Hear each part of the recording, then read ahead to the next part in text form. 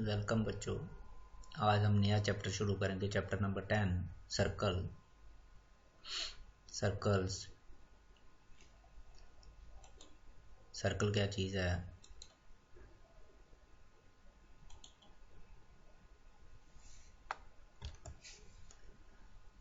तो a collection of all those points which are equidistant at a constant distance या from a fixed point is called a circle। Circle क्या चीज़ है कि एक points की, ऐसे पॉइंट्स की कलेक्शन या सेट जो कि सारे पॉइंट जो हैं वो किसी एक फिक्स पॉइंट से बराबर दूरी पे हों, उसे हम सर्कल कहते हैं।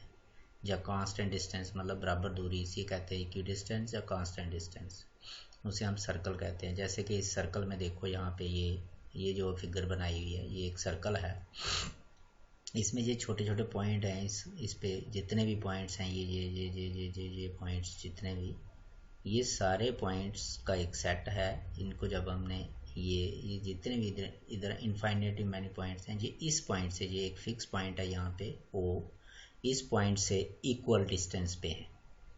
कि अगर यहाँ पे कोई पॉइंट है तो ओ से जितना दूर है, जैसे ये पी है, पी से ओ से पी कितना दूर है, इसी तरह से अगर क्यू होगा तो क्यू यहाँ पे वो सेम बराबर दूरी पे होगा। ये इधर पॉइंट ले लें तो वो बराबर दूरी पे होगा, इधर पॉइंट ले लें ये बराबर दूरी पे होगा, इधर पॉइंट ले लें ये बराबर दूरी पे है। इसे हम किससे ड्रा करते हैं? कंपास से, जिसे आप प्रकार बोलते हो।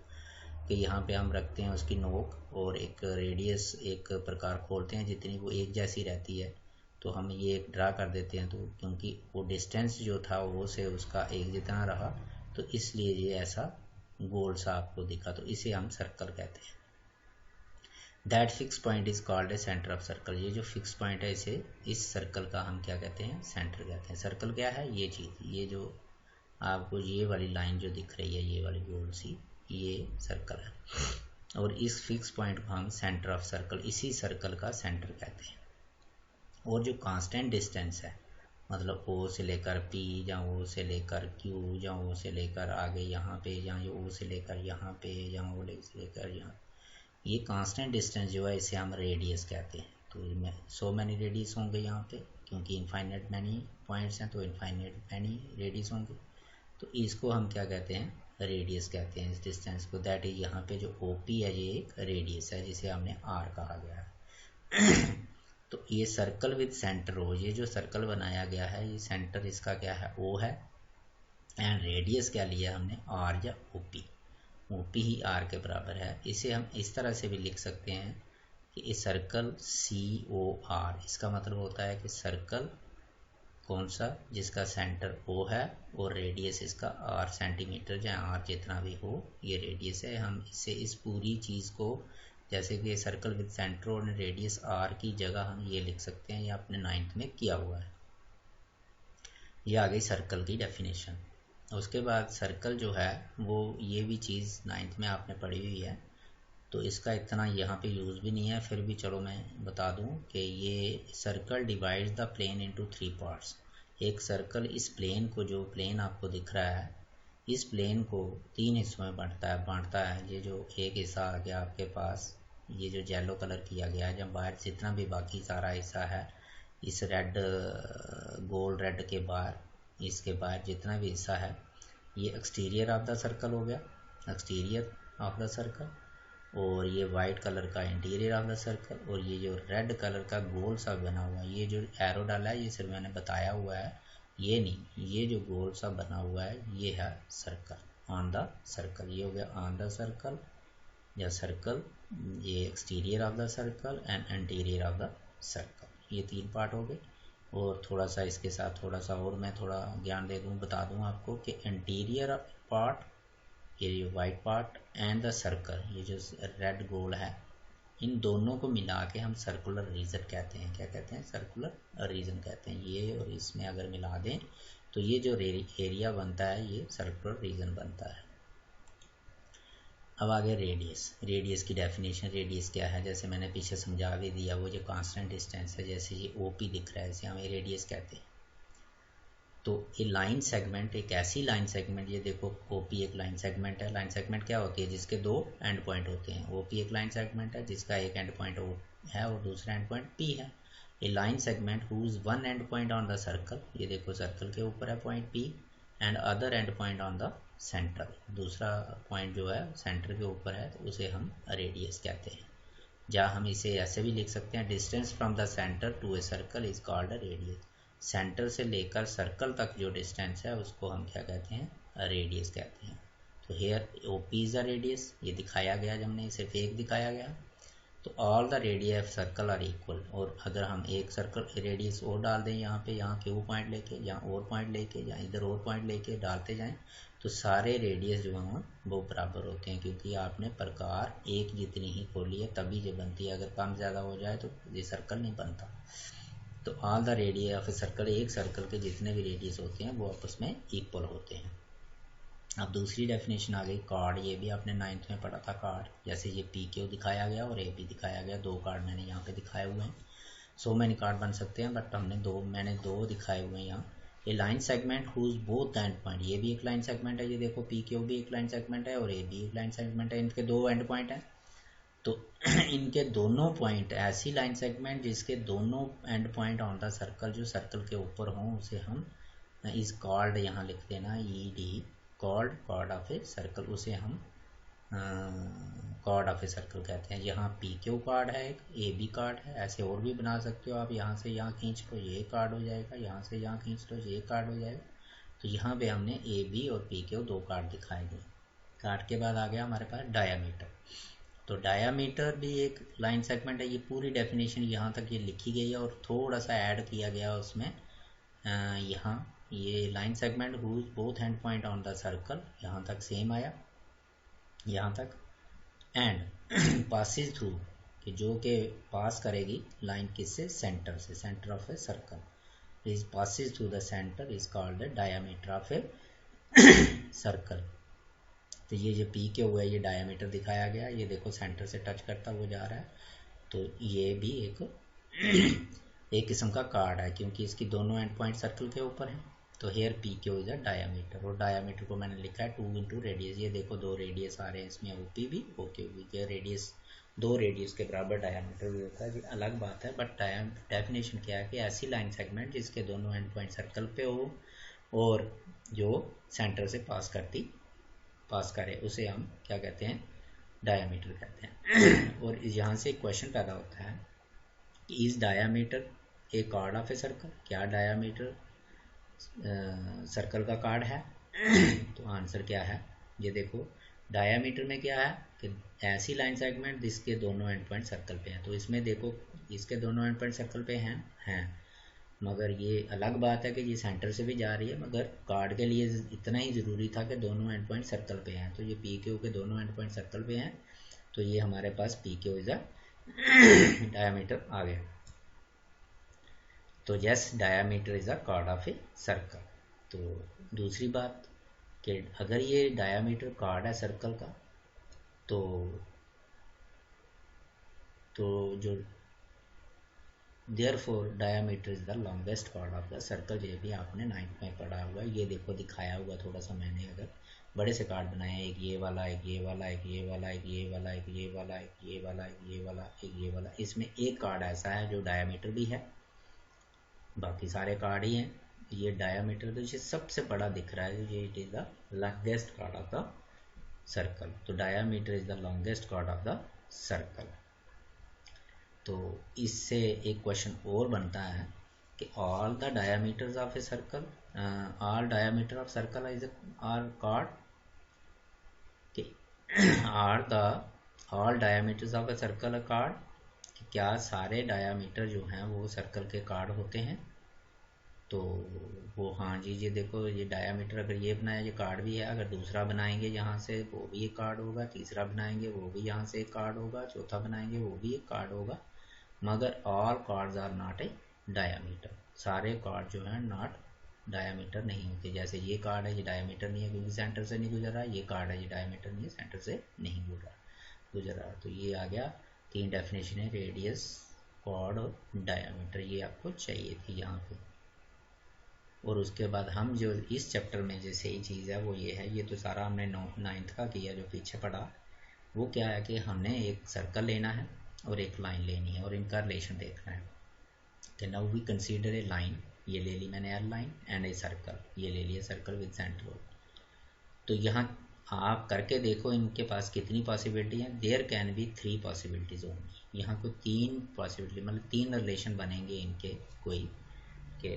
फर्स्ट रिलेशन क्या बनेगा, लाइन एल, मतलब ये जो लाइन है एंड सर्कल, जो ये सर्कल है, हैव नो कॉमन पॉइंट, इनमें कोई भी कॉमन पॉइंट नहीं होगा। जब ये आपस में एक दूसरे को इंटरसेक्ट ही नहीं करेंगे, काटेंगे ही नहीं, कहीं मिलेंगे ही नहीं, तो दूर दूर रहेंगे, तो इनमें कोई कॉमन पॉइंट नहीं होगा। एक कंडीशन ये भी बन सकती है, एक पॉसिबिलिटी हम ये बना सकते हैं दोनों चीज़ों की। ये दो चीज़ें मतलब एक सर्कल और एक लाइन, कि ये जब आपस में कहीं मिल नहीं रहे, दूर दूर हैं, तो इनमें कोई कॉमन पॉइंट नहीं होगा। दूसरी पॉसिबिलिटी ये है कि line L intersect the circle eight 2 distinct points, that is they have 2 common points. तो ये लाइन जो है वो, ये लाइन एल इंटरसेक्ट कर रही है सर्कल को 2 अलग अलग पॉइंट पे, एक ए पे एक बी पे। तो आप यहाँ से भी खींचो, यहाँ से खींचो, तो ये 2 ही पॉइंट पे इंटरसेक्ट करेगी। तो यहाँ पे 2 कॉमन पॉइंट होंगे, मतलब ये सर्कल का पॉइंट भी है ये, और लाइन का भी है, बी भी सर्कल का भी है और लाइन का भी है। तो इन दिस केस, इस केस में हम इस लाइन को, जो ये लाइन है, इस लाइन को सीकेंट कहेंगे। क्या कहेंगे, we call this line is secant of a circle. इसे हम क्या कहते हैं, सीकेंट ऑफ सर्कल। के ऐसी लाइन जो सर्कल को किन्हीं 2 पॉइंट्स पे काटती है, उसे हम सीकेंट कहते हैं। ये दूसरी कंडीशन पॉसिबिलिटी बन सकती है। एक पॉसिबिलिटी ये है कि आपस में दूर दूर रहेंगे तो कोई कॉमन पॉइंट नहीं होगा। दूसरी पॉसिबिलिटी ये है कि ये आपस में 2 पॉइंट पे इंटरसेक्ट करेंगे। और अब तीसरी पॉसिबिलिटी क्या है कि लाइन एल, ये वो line touches the circle only 1 point, touches और इंटरसेक्ट भी लिख सकते हो, कि इस सर्कल को सिर्फ, जैसे पीछे वाले पॉसिबिलिटी में क्या हुआ कि पिछले वाले में कि 2 पॉइंट पे टच किया, यहाँ 1 पॉइंट पे इंटरसेक्ट करेगी, टच करेगी। तो उस लाइन को, इस केस में हम इस लाइन को क्या कहते हैं, इस केस में इस लाइन को हम tangent to a circle, tangent of a circle नहीं लिखना है आपने, टेंजेंट टू ए सर्कल, इस सर्कल का ये टेंजेंट है। और किस पॉइंट पे, एट पॉइंट ए। तो दे हैव 1 कॉमन पॉइंट, जैसे यहाँ पे ए इन दोनों का कॉमन पॉइंट है, तो इसी पे टेंजेंट बन रहा है। जब भी टेंजेंट हमने दिखाना है तो यही ज़्यादा चैप्टर है, इसमें टेंजेंट का ही चैप्टर है। सीकेंट तो कभी मिलेगा हमें, ज़्यादातर हमें क्या है, ये टेंजेंट ही चैप्टर, ये पूरे चैप्टर में टेंजेंट है। तो ये एल जो लाइन है, ये टेंजेंट दिखाई गई है यहाँ पे। जैसे सड़क हो, ये आ गई सड़क और ये टायर चल रहा है, गाड़ी चल रही है, तो ये सड़क जो है टेंजेंट का काम कर रही है। और दैट कॉमन पॉइंट, जो ये कॉमन पॉइंट है ए, जहाँ पे जहाँ सर्कल का, और ये मैंने इसलिए ए नहीं लिखा, तो ये जो पॉइंट सर्कल का भी है और लाइन का भी है, कॉमन पॉइंट होगा जिस पे टेंजेंट बनेगा, उस कॉमन पॉइंट को हम क्या कहते हैं, पॉइंट ऑफ कांटेक्ट कहते हैं, क्योंकि यही पॉइंट इन दोनों को एक जगह पे टच कर रहा है, तो इसे हम पॉइंट ऑफ कांटेक्ट कहेंगे। तो इस तरह से 3 पॉसिबिलिटीज बनी। एक तो जहाँ तो सर्कल और लाइन आपस में दूर दूर रहेंगे, इंटरसेक्ट नहीं करेंगे, they have no common point. दूसरा के 2 पॉइंट्स पे काटेंगे आपको,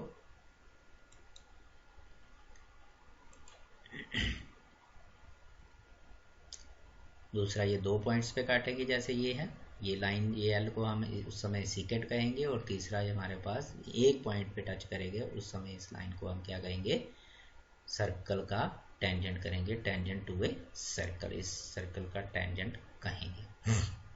और इस कॉमन पॉइंट को हम पॉइंट ऑफ कांटेक्ट करेंगे। तो यही डेफिनेशन जो मैंने यहाँ पे बनाई, इनसे ये 2 डेफिनेशन निकली। सीकेंट किसे कहते हैं, line which intersect the circle eight 2 distant point is called secant of a circle. एक ऐसी लाइन जो सर्कल को 2 पॉइंट्स पे काट रही है, उसे हम कह रहे हैं कि सीकेंट। ये जो 2 पॉइंट पे काट रही है, इसे हम सीकेंट कह रहे हैं।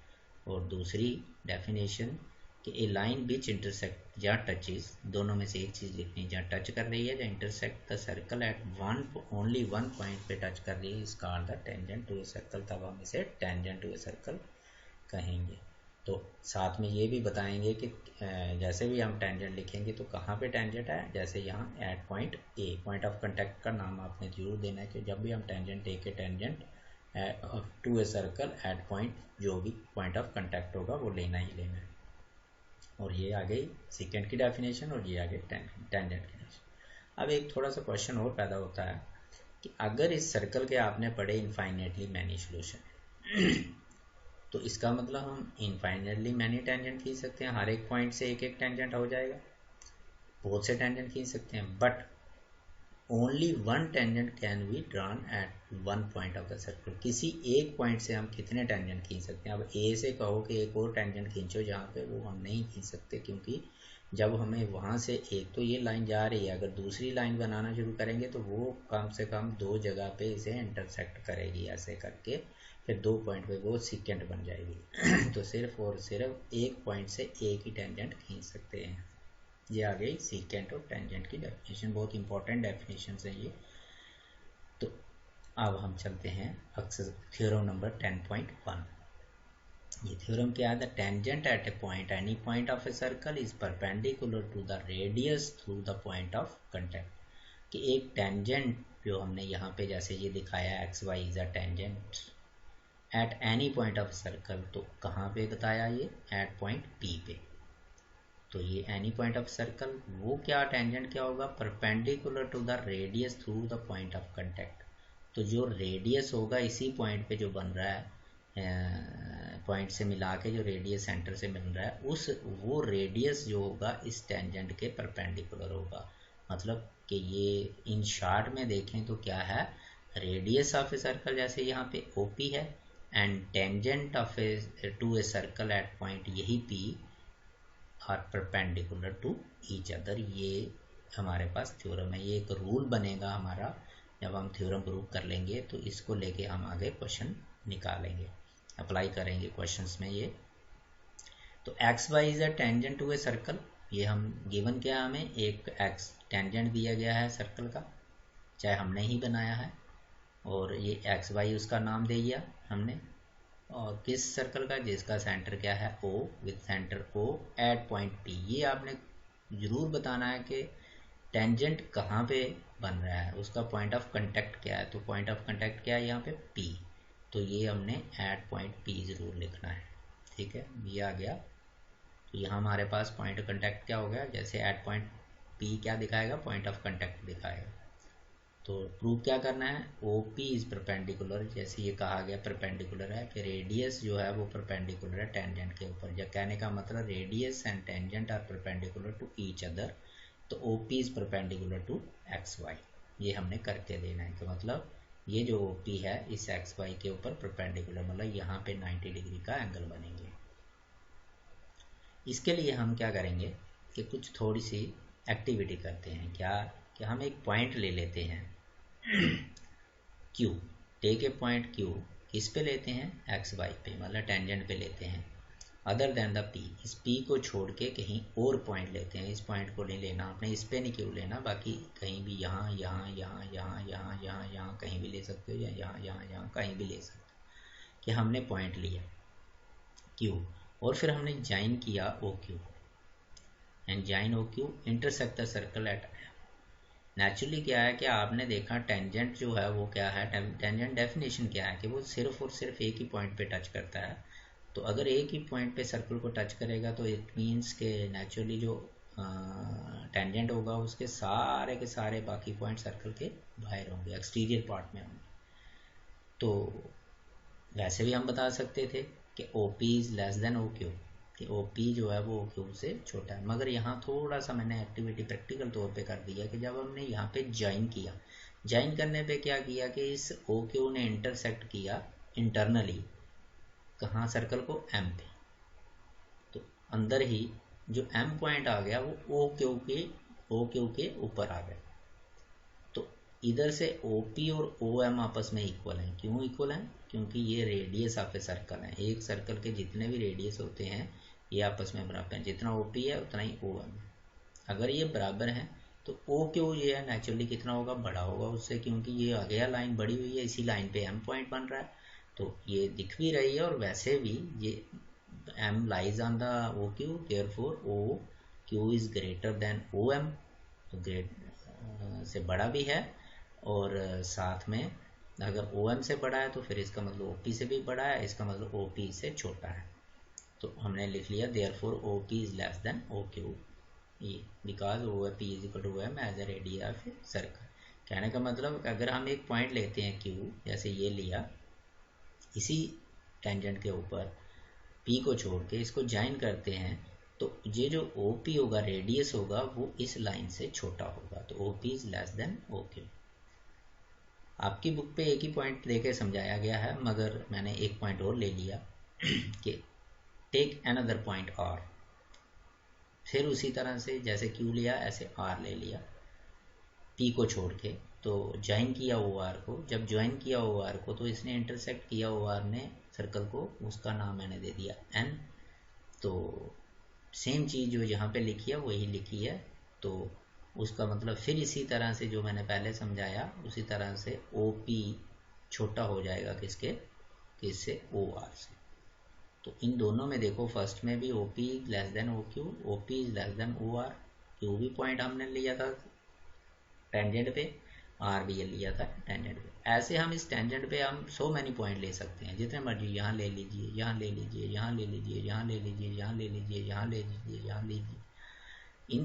इनको अगर आप ज्वाइन करोगे तो ये देखो, अगर यहाँ लेते हो तो इसको ज्वाइन करते हो तो ये भी ओपी से बड़ा आ रहा है, यहाँ लेते हो तो ये भी ओपी से बड़ा आ रहा है, यहाँ लेते हो तो ये भी ज्वाइन करते हो ओपी से बड़ा आ रहा है, यहाँ लेते हो तो ये भी ज्वाइन करते हो ओपी से बड़ा आ रहा है, यहाँ लेते हो ये भी। ये मैं आपको समझा रहा हूँ। तो जितने भी आप पॉइंट्स इस एक्स पाई पे लोगे और फिर ओ से ज्वाइन करोगे तो ओ से उनका डिस्टेंस ओपी से बड़ा ही होगा, ओपी सबसे छोटा होगा। ओपी क्या होगा, सब डिस्टेंसेस से छोटा होगा। तो वही लिखा है कि if we repeat this process again again, अगर हम इस प्रोसेस को जो हम प्रोसेस यहाँ कर रहे थे पॉइंट लेने का, अगर हम बार बार इसी को करें जैसे मैंने यहाँ पे समझा दिए, तो वी विल हैव, हमें क्या होगा कि ओपी जो मिलेगा वो सब डिस्टेंसेस से, जैसे ओ क्यू से, ओ आर से, ऐसे बाकियों से भी सबसे छोटा मिलेगा। तो OP is the shortest of all the distances from the point O। इस पॉइंट O से लेकर तो टेंजेंट पे किसी पॉइंट पे भी जो हम लाइन सेगमेंट बनाएंगे, डिस्टेंस बनाएंगे, उस डिस्टेंस से ये OP सबसे छोटा होगा। जैसे इन दो केसेस में हमने देख लिया, इसी तरह से जितने भी केस लेंगे सब में छोटा होगा। तो इसका मतलब कि OP जो है वो सबसे छोटा डिस्टेंस है इन बाकियों से। तो छोटा होने के कारण, तो आपने पढ़ा है 9th में कि जो शॉर्टेस्ट डिस्टेंस होता है वही परपेंडिकुलर होता है इसके, इस लाइन के ऊपर, जिस लाइन के ऊपर ये डिस्टेंस बनते हैं। तो OP is perpendicular to, so therefore OP is perpendicular to XY, hence proved. तो ये हमारे पास हो गया, ये OP जो है परपेंडिकुलर। तो अब आपने इस थ्योरम से ये याद रखना है, इंपॉर्टेंट थ्योरम्स हैं, ये करनी है आपने। इस चैप्टर में 2 ही थ्योरम है सारी। तो ये याद रखना है कि रेडियस, अगर आपको एक टेंजेंट मिलता है और एक सर्कल, जब टेंजेंट मिलेगा तो सर्कल जरूर मिलेगा, सर्कल बनाएंगे ही टेंजेंट बनाएंगे। और जो पॉइंट ऑफ कांटेक्ट पे रेडियस और परपेंडिकुलर, ये टेंजेंट जो है वो आपस में परपेंडिकुलर होते हैं, देयरफॉर यहाँ पे 90 डिग्री का एंगल बनाते हैं। ये आपने ध्यान में रखना है। इन शॉर्ट ये इतना लंबा लिखने के बजाय हम ऐसा ही लिख लेंगे, radius and tangent of a circle to are perpendicular to each other. ठीक है, ये आ गई आपकी फर्स्ट थ्योरम। अब हम चलते हैं एक्सरसाइज 10.1 पे। छोटी सी एक्सरसाइज है। पहला क्वेश्चन है, how many tangent can a circle have. एक सर्कल के कितने टेंजेंट हो सकते हैं। तो अभी ये चीज़ हम इसी चैप्टर में, आज के ही इस चैप्टर में जब के हम पीरियड में पढ़ रहे हैं, तब के हमने 3-4 बार पढ़ लिया कि इस सर्कल के इनफाइनाइटली मैनी सोल्यूशन, क्या कहते हैं, पॉइंट्स होते हैं।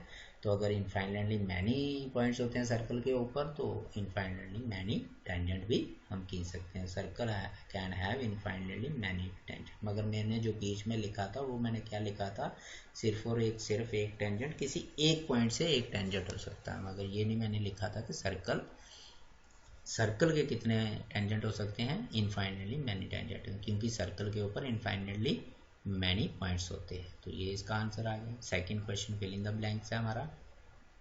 ए tangent to a circle intersect it in points, dash points. तो डैश कितने हो गए, 1 पॉइंट। तो आपने देखा टेंजेंट की डेफिनेशन क्या है, सर्कल को वो लाइन एक ही पॉइंट पे टच करती है, इसलिए 1 आ गया। दूसरा है, line intersecting a circle in 2 distant point. Distant नहीं लिखा, उन्होंने 2 पॉइंट्स लिखा, इज कॉल्ड ए खाली जगह, मतलब यहाँ ब्लैंक। तो ऐसी लाइन जो सर्कल को 2 पॉइंट्स पे काटती है उस लाइन को हम क्या कहते हैं, सीकेंट। आपने अभी पढ़ी डेफिनेशन। तीसरा है circle can have dash parallel tangent at the most. Circle के ज़्यादा से ज़्यादा कितने पैरेलल टेंजेंट होते हैं, वो 2। क्योंकि आपने थोड़ा सा मैं पीछे चलता हूँ, ये इसे देखें फॉर एग्जांपल, ये पैरेलल टेंजेंट नहीं है, पैरेलल कॉर्ड्स है। ये अगर इस जगह पे भी मैं एक कॉर्ड बनाता ये टेंजेंट, तो ये एक टेंजेंट आ जाता, और इसी के पैरेलल अगर ये दिखाता तो ये एक टेंजेंट आ जाता यहाँ पे, और इसी के पैरेलल ये भी चल रहा है, ये भी चल रहा है, ये भी चल रहा है, इस तरह का इधर भी एक बनता। तो बस ये 2 ही बन सकते हैं। अगर तीसरा आप बनाना भी चाहो तो ये देखो इधर टेढ़ा हो जाएगा, ये पैरेलल है। तो सिर्फ और सिर्फ 2 ही पैरेलल टेंजेंट बन सकते हैं इस पॉइंट से। अगर इससे देखें तो इधर से भी 2 अलग बन सकते हैं। तो पैरेलल टेंजेंट सिर्फ और सिर्फ ज़्यादा से ज़्यादा कितने हो सकते हैं, 2 ही हो सकते हैं। तो ये आ गया 2 पैरेलल टेंजेंट। अब चौथी ब्लैंक से हमारे पास the common point of tangent to a circle and the circle is called, कि ऐसा पॉइंट जो कि टेंजेंट का और सर्कल का कॉमन पॉइंट है, तो उसको क्या कहते हैं, हम पढ़ चुके हैं पीछे, उसको क्या कहते हैं, पॉइंट ऑफ कांटेक्ट कहते हैं। वो क्या हो गया, पॉइंट ऑफ कांटेक्ट। तो ये थी इसकी फिलिंग द ब्लैंक्स।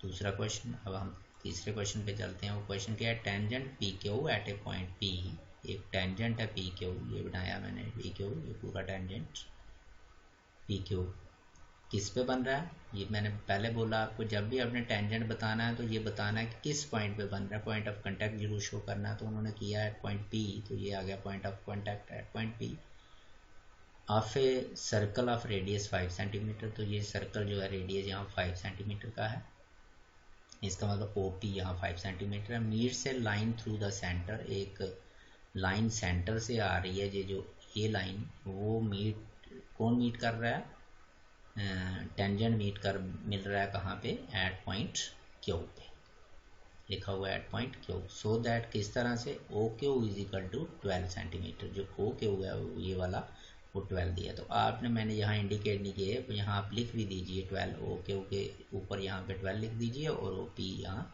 क्योंकि रेडियस दिया 5, तो पी ये रेडियस है, तो ये यहाँ 5 लिख लीजिए। तो वो कहता है but is the length of P Q, मतलब आपने पी क्यू की लेंथ निकालनी है, मतलब द लेंथ पी क्यू इतनी है, इतनी है, इतनी है, जब इतनी है, ये हमने दिखानी है, मतलब यहाँ से लेकर यहाँ से निकाल।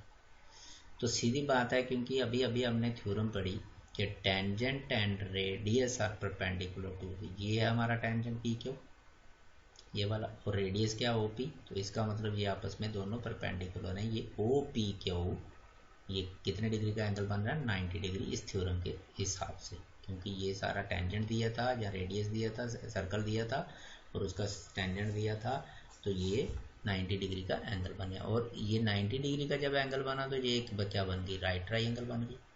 जब ये राइट ट्राइंगल बन गई, इसकी 2 साइड्स दी गई, ओपी दिया 5, ओक्यू दिया 12, और तीसरी साइड हम पाइथागोरस थ्योरम से निकाल सकते हैं, मज़े से निकाल सकते हैं। बहुत से क्वेश्चन निकाले आपने, ट्रिग्नोमेट्रिक चैप्टर में भी निकाल ले, उसमें भी निकाल ले, तो हम बड़े से बड़े मज़े से ये निकाल सकते हैं। तो यहाँ मैंने गिवन लिखा है, मगर इसकी इतनी ज़रूरत भी नहीं होती, अगर लिख लो तो अच्छी बात है। टू फाइंड लिखा है, ये भी लिखते हैं, मगर अगर आप यहाँ से क्वेश्चन शुरू करना चाहते हो सोल्यूशन से, तो यहाँ से भी चल सकता है ये। तो ये मैंने लिखा है कि सर्कल दिया गया हमें एक, जिसका सेंटर ओ है, रेडियस दिया गया उस सर्कल का कितना, 5 centimetre, that is O P 5 centimetre. P Q एक टेंजेंट है at point P, P Q दिया हुआ है, लिखा हुआ है ये एट किस पॉइंट पे, पी पे बन रहा है एक टेंजेंट पी क्यू। अब ओ, इसका मतलब रेडियस हमें दिया 5 सेंटीमीटर, तो ओ पी कितना है हमारे पास, 5 सेंटीमीटर है, मैंने लिख दिया। और ओ क्यू भी हमें दिया हुआ है, ये देखिए 12 सेंटीमीटर, ये मैंने लिख दिया। तो यहाँ आप 5 लिख सकते हो, यहाँ पे यहाँ 12 लिख सकते हो। तो सोल्यूशन में O P is a radius, O P क्या है रेडियस, और पी क्यू क्या है tangent, and P Q is a tangent at point किस पे, पी पे। Therefore angle O P Q, ये वाला एंगल ओ पी क्यू ये कितना है, 90 डिग्री। यही जो हमने पीछे थ्योरम पढ़ी अभी, theorem 10.1, radius and tangent are perpendicular to each other, ये परपेंडिकुलर होते हैं, इसलिए ये 90 डिग्री का एंगल बना। जब ये 90 डिग्री का एंगल बन गया तो ये मैंने समझा चुका हूँ अभी आपको कि ये राइट ट्राइंगल बन गई, तो वही मैंने ली in right triangle O P Q. इसमें अगर ये 90 डिग्री का एंगल हाइपोटेन्यूज, आपको पता है पाइथागोरस का रिलेशन क्या होता है, hypotenuse square is equal to the sum of the square of the other two side, जहाँ आप उसे perpendicular square plus base square भी कहते हो, जहाँ sum of the other hypotenuse को छोड़ के जो दूसरी दो साइड है उनका स्क्वायर करके सम करके हाइपोटेन्यूज स्क्वायर के बराबर होता है। ये पाइथागोरस रूल। तो ओ क्यू स्क्वायर ये हाइपोटेन्यूज है is equal to O P square plus P Q square, ये आ गया हमारे पास। अब जो जो दिया हुआ है हमें वो आप यहाँ भरो। ओ क्यू हमें दिया 12 भर दिया 12 square is equal to O P दिया हुआ है हमें 5, वो 5 स्क्वायर भर दिया प्लस ये वाला P Q square is equal to B square. 12 का स्क्वायर करेंगे हम क्या आएगा 144, और 5 का स्क्वायर करेंगे 25, और इसको इधर भी ले आए तो यहाँ प्लस है, यहाँ क्या हो गया -5 is equal to P Q square.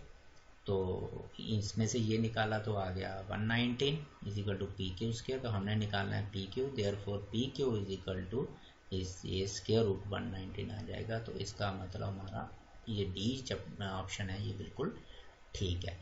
तो ये हमने इस तरह के क्वेश्चन, ये आपने जैसे भी ये टेंजेंट और रेडियस वाले क्वेश्चन दिए होंगे तो यहाँ ये ऐसी फिगर बनेगी, यहाँ से एक राइट ट्राइंगल बनेगी इस थ्योरम के हिसाब से। तो पाइथागोरस थ्योरम लगा निकालने इस तरह के 4-5 क्वेश्चन है हमारे पास अगली एक्सरसाइज में, दो ही एक्सरसाइज हैं चैप्टर में, तो 5-6 क्वेश्चन हैं इस तरह के। तो ये आपने बिल्कुल इसी तरह से करने हैं, बिल्कुल ये जो गिवन है अगर लिखना चाहो तो लिख लो, अच्छी बात है, अदरवाइज छोड़ सकते हो आप। तो ये आ गया आपका थर्ड। अब यहाँ इस एक्सरसाइज में फोर्थ क्वेश्चन, और फोर्थ क्वेश्चन वो एक कंस्ट्रक्शन है, हमने बनाना है उसको, वो हम जब कंस्ट्रक्शन करेंगे वहाँ पे कर लेंगे वो जाके, क्योंकि यहाँ पे उसको बनाना है कि कैसे जो पूछा गया है, तो वो हम कंस्ट्रक्शन में उसे ऐड कर लेंगे उस समय।